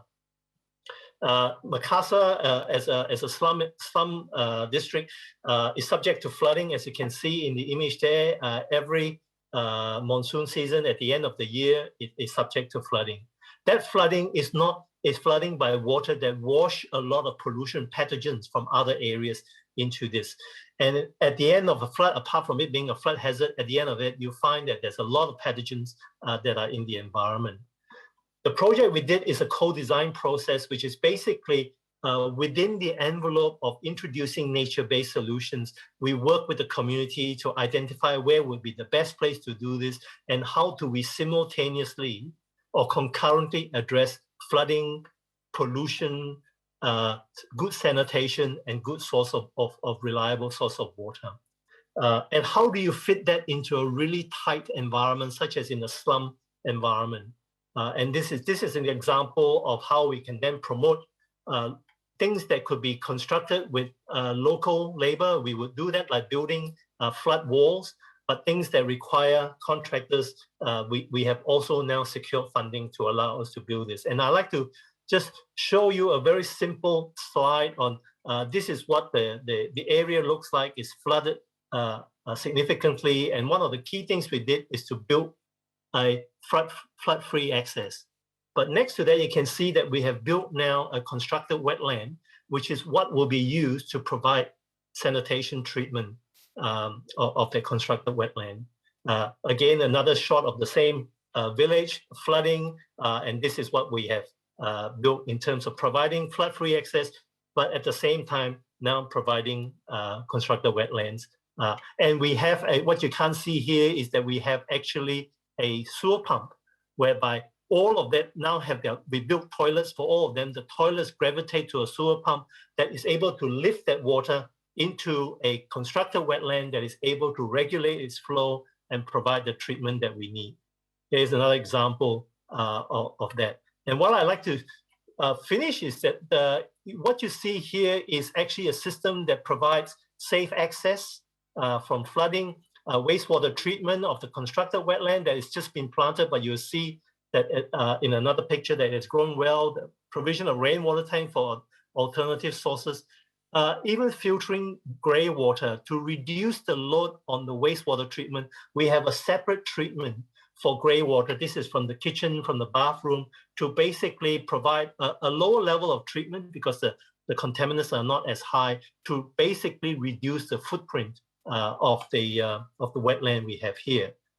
The toilets, the stormwater drainage, and I'd like to just, if I could, run a 3-minute video that just shows you what this actually looks like. And this is from... Hi, I'm Bambang Susantono, and I am currently in Batua neighborhood in the city of Makassar, Indonesia. I'm here to inaugurate a pilot project that shows how green technology can benefit the communities. It is part of revitalizing informal settlement and their environment, or we call it RISE, that ADB supports through the Urban Climate Change Resilience Trust Fund. In the past, this area suffered from poor drainage system. It had limited solid waste management facilities, leading to frequent flooding, reaching up to 1.5 meters. The condition of roads were poor, limiting the mobility of its residents. To address these issues, the project constructed wetlands, biofiltration gardens, stormwater harvesting, local sanitation system, and also access roads. What is unique about the project? This is that it applies the concept of building with nature, in which the intervention mimic natural system. Compared to its centralized system, these interventions require less operation and maintenance management. Its adaptive ability also enhances resilience. ADB believes this nature-based solution can deliver a significantly higher level of positive impact across the full spectrum of population well-being by providing fresh water, healthy diet, and sustainable food system. In this regard, this solution also underpins the Sustainable Development Goals. The project also helped the government, together with the community and stakeholders, to plan the infrastructure through a participatory planning process. This approach empowers the residents with the knowledge to manage this infrastructure by themselves. Today, Batua residents enjoy a cleaner environment, better mobility, and also access to clean water. I spoke to Miss Suneti, a housewife living in Batua with her family. Sebelum ada proyek RISE masuk, terus terang kita banjir. Tiap tahunnya itu kita beli titian-titian bambu, dan per orangnya itu kita kumpulkan 100 lebih satu orang. Ibu senang? Senang sekali. Karena ada program RISE ini. Dengan masuknya program RISE ini, kita sudah bisa menjalan, Pak. Jalan ya, ya. This project is a showcase of a successful multi-stakeholders partnership. It brings together central and local governments, universities, civil society organizations, other development partners, and of course the local communities. Together with this partner, ADB will continue to monitor how these efforts will improve human and environmental health in the long run. Through this project, ADB is keen to show that nature-based infrastructure is a viable option to enhance water supply and sanitation coverage in informal communities. We do hope to share the knowledge we gain from this project and replicate its success in other cities in Asia and the Pacific.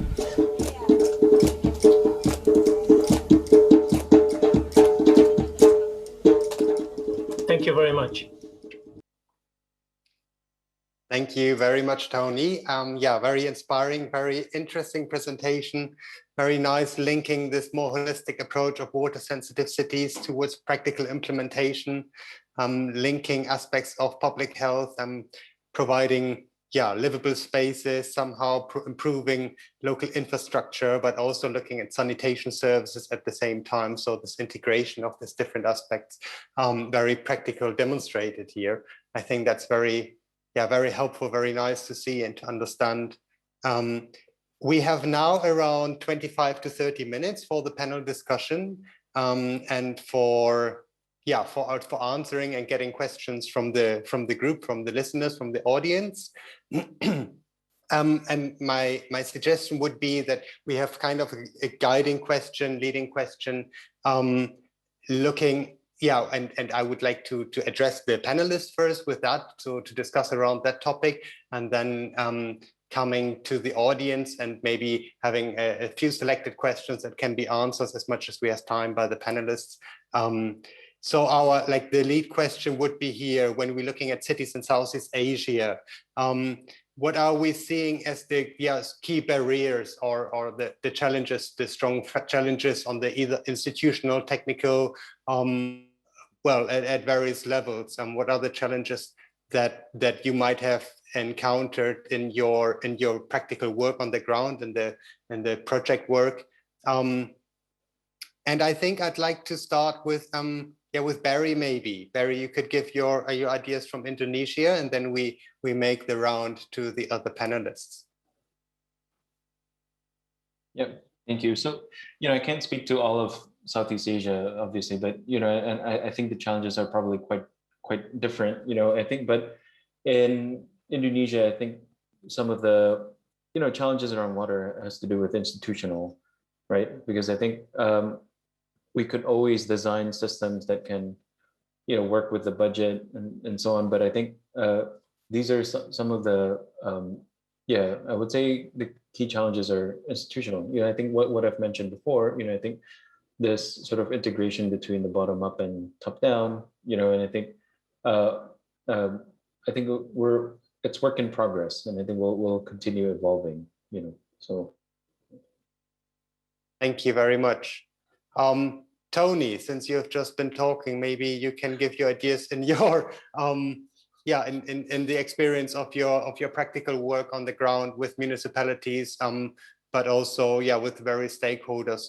What are the barriers or challenges that are most prominent there? Well, I'll start with the notion that for many communities, the key challenge is really our ability to shift from what have been largely a centralized system in delivering essential water services to a highly decentralized solution for a number of reasons.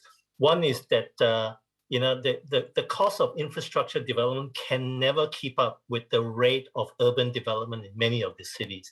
So we are continuing to leave people behind if we actually stick to the traditional model of delivering services. But the problem is that once we go to a decentralized system, the institution setup and the operation and maintenance actually tends to shy people away from looking at context-specific solution. In our case, we don't have a choice. When we're working with informal settlements, these people are either going to continue with open defecation or with poor sanitation services, or do something different. What we realize is that promoting local ownership of the solution often overcome the problem we have with ensuring operation and maintenance of those systems. So when we actually commence the process of co-design with the community, they got to understand what these systems are, what the nature-based systems are, what are the type of things they need to look out for to ensure the integrity of those nature-based systems. We engage them to help us with the construction, not necessarily as the main contractor, but to help us. That provides actually a way of daily wages for them, but it actually got them to understand what is inside those systems before it is all covered up. So we found, for instance, that our engagement with the community got them to really become a lot more water literate. They got to understand where the pollution comes from and where it goes to. We got them to understand where are the hot spots in their community that they should try and avoid, because it is where the high pathogens contamination might be. And what was really interesting is that building of social capital have really bore fruit with the recent COVID incidents, whereby they actually understand now the benefit of hygienic behavior. They understand all of that interrelationship between environmental health and their health. So my message really is that we have to start with, yes, providing a plausible technical solution, but then allowing the community to partake in the delivery of that solution. Yes, provide technical envelope from where you can't breach, but let the community work with you. And in that process, the community become a lot more aware, and they can secure the operation and maintenance requirement of the systems for you.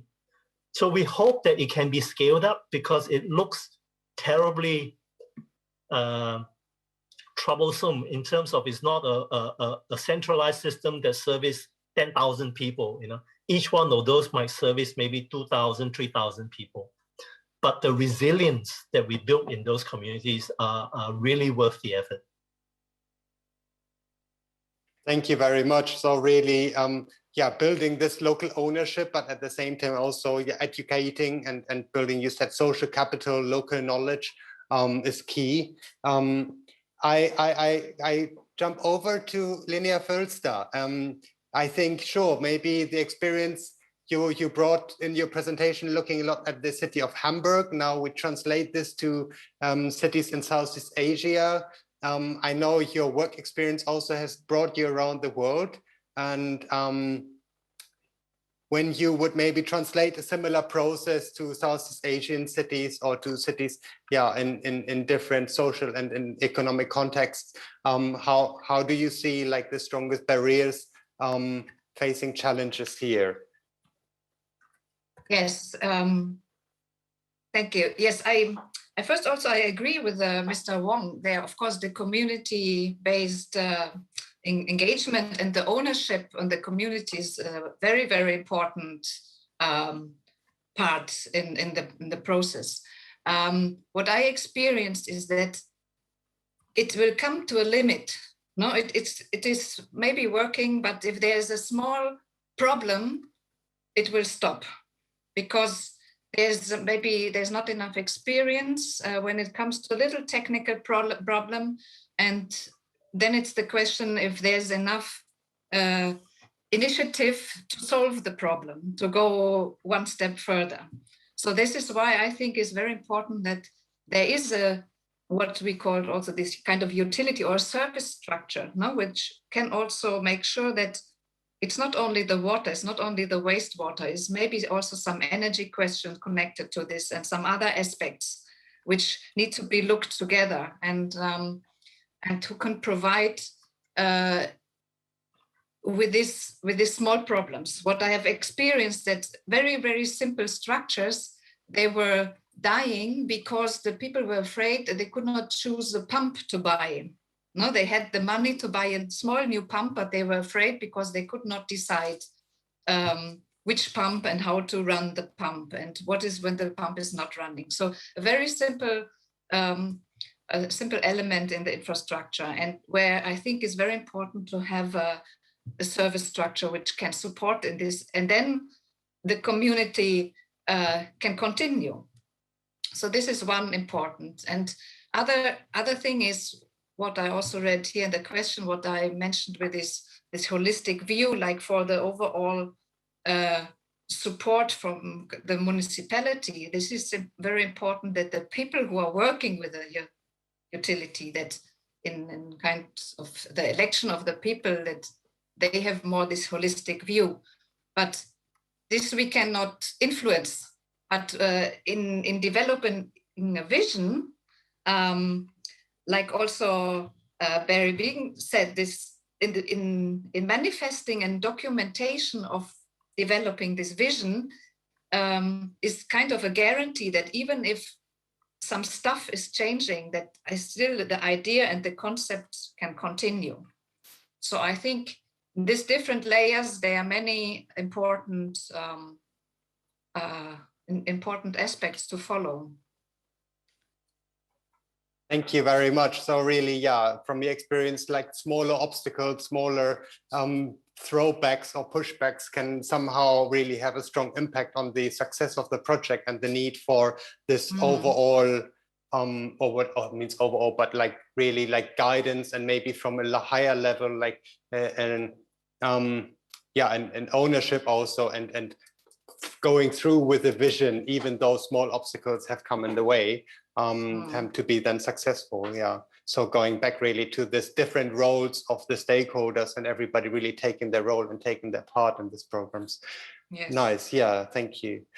Frank, so yeah, we talked about obstacles. We had a lot of practical experience with implementing a lot of like sanitation service related decentralized projects. Please, your view on barriers and obstacles in this process. Yeah, I think it has been mentioned several times, and I think this is the most important one, is the question of upskilling.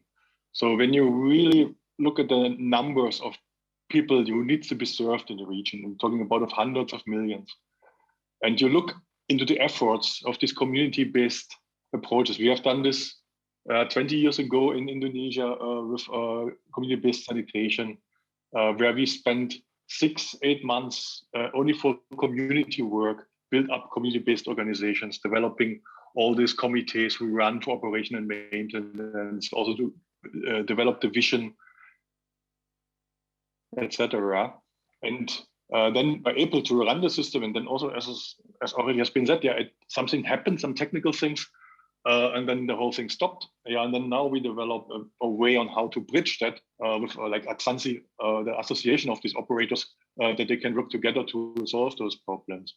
But at the end of the day, as more complex the solutions become, the more difficult it will be to scale them up. And I think at the end, we were able to implement, I think it was by 2009, 2010, 100 units in Indonesia through our system. And then Indonesia scaled it up to a few thousand a year. It's a huge investment that have been done. And it is really necessary to look that those systems will run at the end of the day. And you have to invest so much time, so much money, so much effort in this community component. And at the end, it was 30% we recommended of the costs for the whole system was only community work, and still the risk to fail. So I would really say we should keep it, when you really want to scale it up, we should start it as simple as possible. And when you have these complex solutions, it will be very, very difficult. There are too many weak points. They may break apart in the course of the time of operation.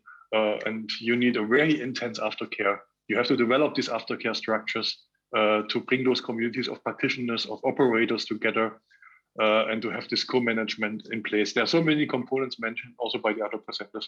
But at the end of the day, I would say I keep it as simple as possible. And the second point is, yeah, I like this vision development. And I mean, we talked to these mayors and also to the Indonesia, the Bupati and the Wali Kota, with the cities we work together. And many of them have really a great vision on how it's supposed to be. But the problem is when such dynamic kicks in, and then you have a political cycle of 5 years and or less, in some countries it's 4. And in these times, it's very difficult to maintain such a vision by the successor. So when there comes a new person into place, it's not necessarily the same policy. And the efforts and the results of those efforts, they're not seen necessarily after 4 years. They may be seen after 8 years, 10 years, 15 years. These are larger cycles. And to synchronize that with the political importance of work, especially in time of populism in all countries in the world, it is very difficult to synchronize it. And I see there is a big challenge. This is the number 2 challenge, I would say, besides the scalability for all these processes we are talking about. Thank you. Many thanks, Frank. Yeah, I think that's, again, yeah, also linking a lot to the previous comments, and it's in line with that. We are having around 10 minutes left. I'm asking the organizer if we can do a little bit longer, but I would like to give maybe for short input or feedback to our panel or to our experts in Berlin, to Bernd Gutterer and Philipp Misselwitz and Anja van Wilk. If there are some feedback, some questions, or yeah, maybe just a response to the presentation that you would like to mention.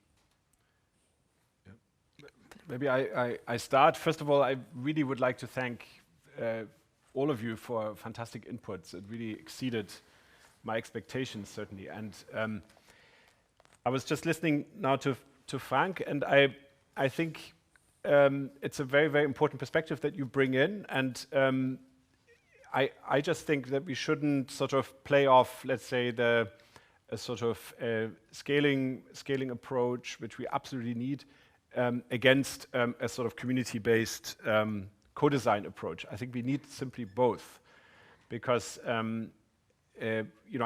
think we need to work this out. I mean, the danger certainly exists to also sort of drown kind of resources too much in small scale kind of solutions, but at the same time, technical solutions fail if they don't build this kind of water literacy and ownership that we heard from the others. So I would like to find, I mean, somehow in response to the guiding question of the panel, how to bring these two very important perspectives together is really the tricky thing. And I feel that we can never, even though we are a community of the converted, we should not take for granted that water really is the top priority of the community. It is competing with so many multiple immediate needs, livelihood generation and housing, that it often drops down the priority list. And how to build awareness remains key. I mean, not only at the community level, but also, of course, at higher levels of local government. And I feel that an approach that explores synergies and co-benefits vis-a-vis other development challenges is really super important. So, and I feel that this, you all presented the difficulties also. I mean, fantastic results, but also the difficulties. And I feel that when we circulate knowledge around solutions, technical and also co-design solutions, we should maybe find a better way of also not just providing, a sort of shiny image of a wonderful result, which is important to inspire people and to motivate people, but also to not forget to sort of transport, in a sense, the conflicts and the difficulties that each project had to navigate, and to find ways of learning from that. So we don't, because conflicts and difficulties are locally specific to an extent, but how to navigate these, how to find consensual solutions, build consensus among stakeholders is something we can also bring into this kind of knowledge circulation, which then helps with transferring solutions, scaling, etc.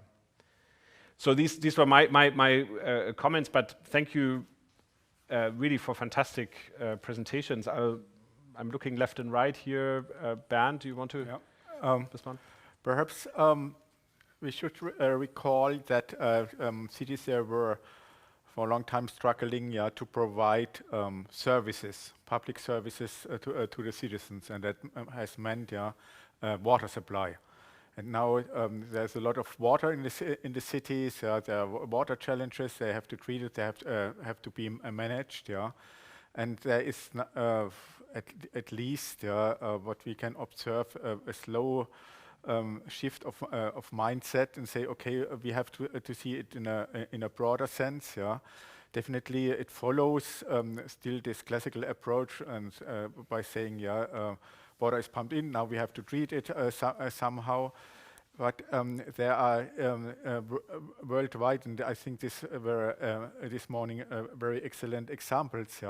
Now this community of practice, whatever it means, because it's so diverse, and where water starts, where urban development starts, where does it end, and what we learned from Hamburg Wasser, it has a lot to do with the overall development of the city. That means infrastructure, electricity. It goes until internet.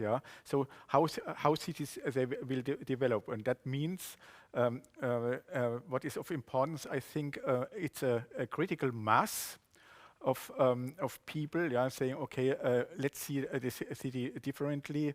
And there was this excellent example, yeah, from Indonesia. You said, yeah, of course, we have somehow to manage effectively gray water, that to reduce the load on the wastewater treatment systems. Yeah, and more people they are thinking now in these directions, and it will certainly take another 20 years, 25 years. Yeah, that there will be this jump. Yeah, and that you can really say, okay, there is a paradigm shift.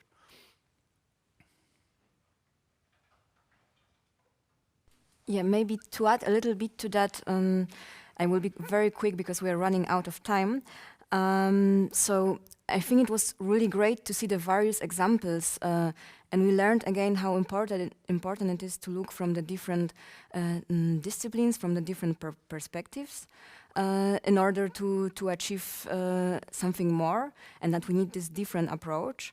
And I would like to maybe close that with coming back to the importance of the whole process. So it's not about only the good solutions or the good tools or context-specific tools. It's actually how they are applied, and it's about taking through this whole process and involving as many different stakeholders on different stages of these processes. And that's the very important part in order to make something and implement something that will be sustainable and stay for a longer time. I see that there is already Adrian, I think, with us, and we have more questions. So maybe I would give word back to David, and yes. Thank you very much. Well, we do have a long list of questions now, and I was also asked, I would like to still give the word shortly to Mr. Lars Ribbe, our partner in the consortium, also from the ITT Cologne, who would like to address a question to the speakers. Lars, the floor is yours. Hi, thank you. I cannot open my camera, but no problem. Thank you very much. Very interesting presentations. I really enjoyed them. And for me, a kind of central topic from all the presentations is the issue of knowledge. Knowledge which we need to provide to local communities. And Tony Wong talked about water literacy. Beagen talked about tools for data acquisition. Linnea Fölster gave a very good example of which pump to choose. Or there were many examples of local technologies and involving local population in taking the right decision ultimately. So the question is, who provides that knowledge, and what kind of model could we imagine that the right knowledge gets to the people? Because we have a huge knowledge community in the world. This is called science, but on the other hand, how does it get to the local institutions? It would be wonderful if Tony Wong could visit all the villages and develop a project that he demonstrated, but he can't. We have now 3 sample communities in Southeast Asia in our project, which is a tiny, tiny fraction. So we need to have a model that works. And perhaps the last question here, could there be a role for local universities, for example, or other knowledge centers that could be emphasized? But I would like to ask a question, if anybody has a good model in mind, how that could work in a systematic, large-scale fashion or general fashion. Thank you.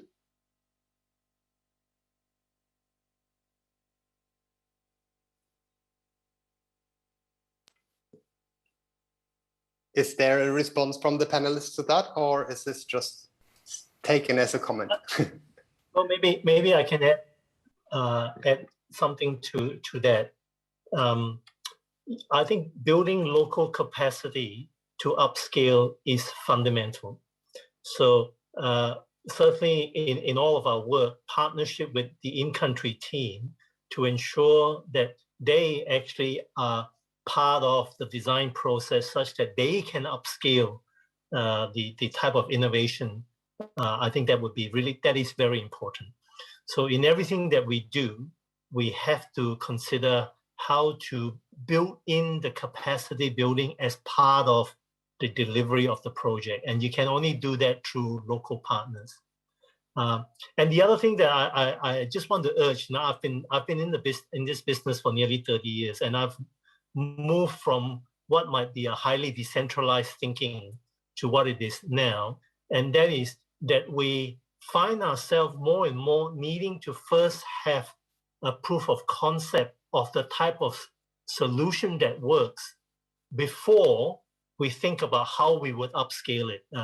We have for too long tried to design a system that is upscalable ready, but is very poor in terms of meeting the local context of the need. And I feel that there is a need for us to really understand local context and then look at how we can develop solution and perhaps the process of developing the solution. And it's the principles and the process that we upscale, not necessarily the solution.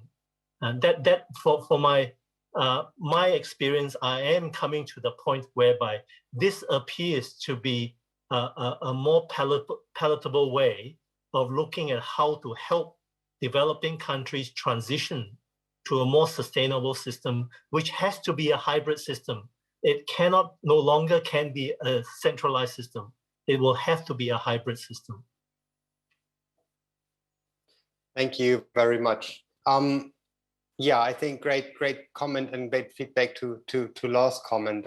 I think unfortunately we are out of time, but I do want to keep a little bit of my promise, a small part that I would bring up some questions from the audience as well. And I select maybe 3 to 4. I think we give us another 5 minutes and then we bring the session to an end so we can be ready for the next coming session, which starts in 15 minutes. So there was a question from the live stream on YouTube from Gerard Wall. He's working for the ADB in Manila, to Linnea Fölster. So from the experience on urban governments in Southeast Asia, we are often like facing very fragmented governmental systems. Yeah, so a lot of isolation of the different sectors. So he asked whether you have worked in projects on institutional aspects in Southeast Asian cities, or in general your experiences when you face this fragmented governmental systems. How do you work when you want to strengthen the institutional capacity when it comes to like water supply, wastewater management, or urban development? Yes, well, I have worked 5 years at least in Africa with a very small urban utilities, and this was the main challenge also there, that also the local governments often spoiled all the work we have done, because they moved people, or they could not accept or didn't support it, some approaches. So where I come back to the knowledge, the more knowledge is available. So if the local governments see and accept that they are within their staff, there's engineers who have the knowledge, they need to accept and follow this way. And this is again a good reason to develop a service structure, because this is independent from the local governance. So having this service structure, I can follow technology. I can also provide much better the know-how, and to try to get also people who have the technical know-how. And I have also possibilities to work more in the fees, maybe in the fee system, and maybe not to depend on the political tax system way. So I have much more possibilities to act and to make pressure also on the local governance, which is there. Thank you very much. So really looking at the being informed, having like an informed like well-capacitated actors on the municipal level in order to then in order to overcome that fragmentation somehow, and to bring the leaders and the decision makers to the same table. Thank you for that. I select another question. Also, I would like to mention to the YouTube listeners that we have your comments and questions in our Zoom chat here. So also some of the, if there's just comments, they will be recognized, they will be read here. We cannot read them out all, unfortunately, now. Greta Decker, she is working with us at the University of Cologne, ITT Cologne as well. She asked to Professor Wong, thanks for highlighting the link between environmental and human health. And could you tell us more about the importance of wetlands and the options to conserve them in cities, especially in like the multifunctionality of space without increased risk of vector diseases such as malaria? That is a very good question. And I think we have, first of all, I make the observation that natural wetland systems quite often are inherently hydraulically not very efficient. And what I mean by that is that natural wetland systems do have local zones of stagnations and pockets of poor circulations and zones of high flows. And therefore, there are great habitats for vectors. You see them. So we have to be very careful about conserving natural wetlands. But what my experience in doing a lot of work in tropical countries in Southeast Asia is that you can deliver constructed wetlands that's based around the concept of biomimicry that preserves all the natural processes, but actually is what I call hydraulically more efficient. It eliminates the stagnant zones. It provides good water flow, whereby they are conditions that are not conducive to habitats for vectors. And we have done projects like this in Singapore, and we have monitored the presence of mosquitoes, and were able to demonstrate that in the end, it's the hydrology that can change the conditions of those systems. So, I describe biomimicry in terms of creating the processes for the good ecosystem services, but eliminating what might be natural systems that inherently provide for habitats for a larger diversity of fauna that we want to try and manage. So I think conserving natural wetlands in a high urban environment can be problematic because of those natural aptitudes, but capturing the natural processes and delivering it in a different way through a biomimicry way can actually deliver greater still the biodiversity and the natural habitats for birds and all that, but still manage the vectors.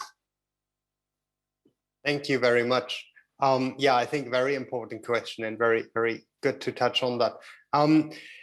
I think this discussion could go on much longer now, and we still have tons of very interesting questions actually, but time is short as it is, and we cannot overrun too long, otherwise we get in trouble for the following questions. And I think it's also to respect the following presenters to be in their time slot. So I'm, from my side, really want to express my gratitude to all the presenters, to all our input givers, to the people giving questions and raising important points. I think we had a very interesting session all together. I think we had very different angles to looking at the topic. I think the discussion around barriers and challenges was very important, very good to touch on from the different contexts that we're working in. And with this, I would like to bring the session formally to an end. So many thanks again to all of you. I would like to announce already, since we run a bit over time, we shortened the break a little bit. Instead of 15 minutes, we shortened it to 10 minutes. So in Indonesia, we are now 4:10. We are 10:10 in Germany. I don't know the other time zones, I'm sorry. But 10 minutes from now, so 20 past, it should be in every country 20 past then when we resume with the following session. Kind regards, and I hope stay all safe and healthy. And thank you very much again. Goodbye.